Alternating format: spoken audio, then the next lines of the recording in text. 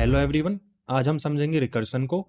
ये topic starting में mostly सभी बिगिनर्स को कंफ्यूजिंग लगता है, लेकिन अगर हम इसका एक बार फ्लो समझ लें तो ये सबसे सिंपल और पावरफुल कॉन्सेप्ट है। रिकर्सन एक ऐसा फंक्शन होता है जो खुद को कॉल करता है। जी हाँ, एक फंक्शन खुद को भी कॉल कर सकता है। इसको हम बहुत ही अच्छे से बोर्ड पे समझेंगे, लेकिन उससे पहले एक एग्जाम्पल के थ्रू समझते हैं कि रिकर्सन होता क्या है। जैसा हमने जाना, रिकर्सन भी एक फंक्शन है। तो जैसे आप किसी फंक्शन को डिफाइन करते हो, उसी तरह आप रिकर्सिव फंक्शन को भी डिफाइन करेंगे। तो डेफ कीवर्ड, फंक्शन का नेम मैंने लिया है शो, और ये पैरामीटर ले रहा है एन। ये एक कंडीशन है, इफ एन इक्वल्स टू 0 तो ये रिटर्न कर जाएगा, अदरवाइज एन को प्रिंट करेगा, नहीं तो ये खुद को कॉल कर देगा n-1 के लिए। जी हाँ, इसी लाइन की वजह से ये रिकर्सिव फंक्शन बना है। रिकर्सिव फंक्शन में सबसे इंपॉर्टेंट स्टेप होता है बेस कंडीशन। बेस कंडीशन यानी कि एक ऐसी कंडीशन जो बताती है कि रिकर्सिव फंक्शन कब रुकेगा। जैसे हम लूप से एग्जिट करने के लिए कोई कंडीशन लगाते थे, सिमिलरली रिकर्सिव फंक्शन को कहाँ रुकना है वो हम बताते हैं बेस कंडीशन के थ्रू। तो ये शो एन फंक्शन क्या कर रहा है, ये फर्स्ट 10 नेचुरल नंबर को रिवर्स ऑर्डर में प्रिंट करेगा। अगर हम इसको कॉल करेंगे शो ऑफ 3 के लिए, आपको आउटपुट में मिलेगा 3, 2 एंड 1। पहले इसको रन करके देख लेते हैं, उसके बाद डायग्राम के थ्रू समझेंगे कि कोई भी फंक्शन, मोर प्रिसाइजली बोलें तो कोई भी रिकर्सिव फंक्शन स्टैक मेमोरी में किस तरीके से लोड होता है और किस तरीके से एग्जिट होता है। ये रहा हमारा रिकर्सिव फंक्शन शो। इसको हमने कॉल किया है शो ऑफ 3 के लिए। आउटपुट में आपको प्रिंट होकर मिलेगा 3, 2 एंड 1। चलिए अब देखते हैं बिहाइंड द सीन इसने काम कैसे किया। तो ये आपके फंक्शन की डेफिनेशन। तो जब भी आप किसी फंक्शन को कॉल करते हैं, चाहे वो सिंपल फंक्शन हो या रिकर्सिव फंक्शन हो, वो कॉल स्टैक में जाता है। स्टैक को अगर सिंपल शब्दों में समझना चाहें तो स्टैक एक ऐसी मेमोरी होती है जो लोकल वेरिएबल्स और फंक्शन कॉल को स्टोर करती है as per there execution order. Code में जब हमने इस फंक्शन को कॉल किया शो ऑफ 3 के लिए, सबसे पहले ये कॉल जाती है कॉल स्टैक में। सिंपल शब्दों में बोले तो ये शो फंक्शन आपका शो ऑफ 3 के लिए कॉल हुआ है। सबसे पहले कंडीशन चेक होगी, क्या एन 0 के बराबर है। अगर 0 के बराबर है तो रिटर्न हो जाएगा। क्योंकि इस केस में एन है 3, तो आपका सबसे पहले 3 प्रिंट हो जाएगा। और नेक्स्ट लाइन में शो ऑफ 2 कॉल होगा। शो ऑफ 2 फिर से कॉल स्टैक में जाएगा। सिंपली बोले तो यहां से कॉल होगा ये शो ऑफ 2 फंक्शन।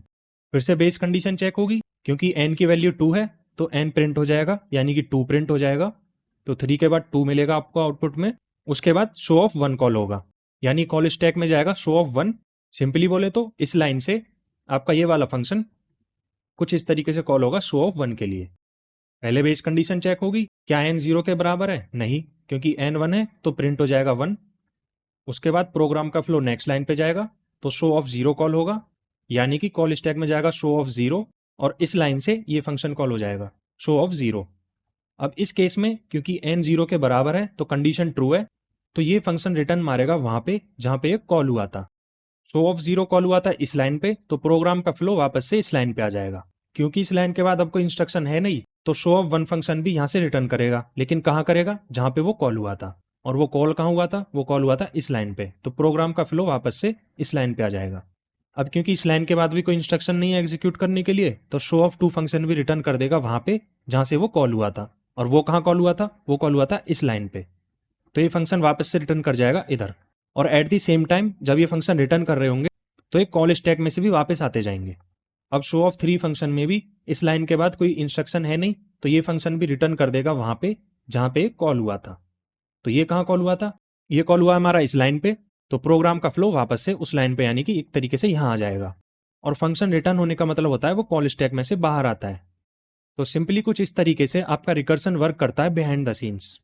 चलिए रिकर्सिव फंक्शन का एक और एग्जांपल देखते हैं, जो कि है फैक्टोरियल, जो कि काफी वाइडली यूज्ड किया जाता है रिकर्सन को समझने के लिए। किसी भी नंबर का फैक्टोरियल क्या होता है, वो नंबर इनटू मल्टीप्लाई बाय उसका प्रीवियस नंबर। सपोज करिए अगर आपको फैक्टोरियल ऑफ 1 निकालना है तो वो होगा 1। सिमिलरली फैक्टोरियल ऑफ 0 भी 1 होता है। और आप अगर फैक्टोरियल ऑफ 2 निकालना चाहें तो आप करेंगे 2 into 2 minus 1, that is 2 into 1। In the same way अगर आपको फैक्टोरियल ऑफ 4 निकालना है तो आप करेंगे 4 into 3 into 2 into 1। So factorial of n का फॉर्मूला बन जाता है n into n minus 1। So in the same way हमने फंक्शन डिफाइन किया है फैक्टोरियल ऑफ n। अगर n 0 हो या 1 हो तो उस केस में हमको रिटर्न करना है 1, अदरवाइज हम रिटर्न करेंगे n into factorial of n minus 1। अब ये हमारा बेस केस है, जब n 0 होगा या 1 होगा उस केस में हमको 1 रिटर्न करना है।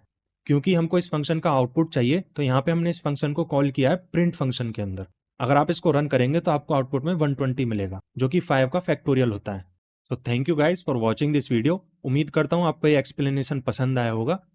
अगर वीडियो अच्छी लगी हो तो इसको प्लीज़ लाइक कर दीजिए और चैनल को सब्सक्राइब कर दीजिए। इससे मेरे को काफ़ी मोटिवेशन मिलेगा और ऐसे वीडियोस बनाने के लिए। नेक्स्ट वीडियो में हम file handling, that is file input output को देखेंगे।